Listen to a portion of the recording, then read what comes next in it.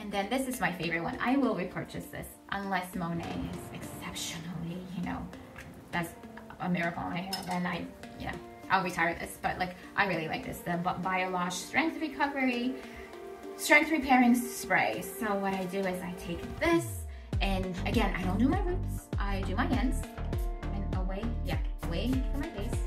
So it's a white lotion, and immediately you just, it's so soft.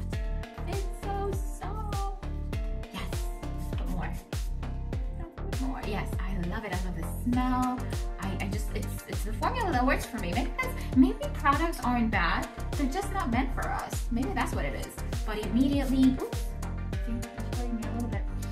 Immediately, like you can see, like you can see my layers now, right? You can see they're more dominant. So, yo, I love it.